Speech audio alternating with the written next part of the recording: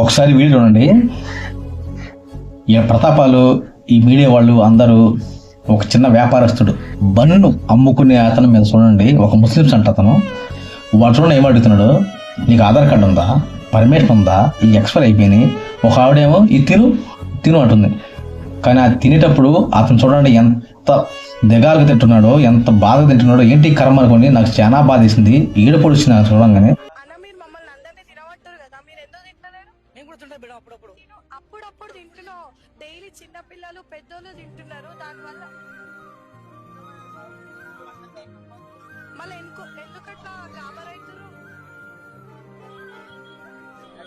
Tension ఎందుకు తీసుకుంటారు? మరి మీరు చేసేది తప్పు కాదు కదా. ఇదే ప్రశ్న నువ్వు వెళ్ళి 5 స్టార్ హోటల్ అడుగుతావా? ఇదే ప్రశ్న నువ్వు వెళ్ళి వ్యాపారం అడుగుతావా? ఇదే ప్రశ్న వెళ్ళి ఏదైనా హోటల్కి అడుగుతావా, ఏదైనా బేకరీకి అడుగుతావా? నీ వల్ల ఇద్దా? అవ్వదు. అవును కదా.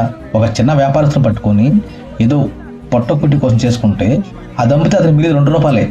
దానికి వీళ్ళు ఏం చేస్తున్నారు? వీళ్ళకి పని పాట లేవు, ఏమీ లేదు, అడిగేవాళ్ళు లేడు ఫస్ట్.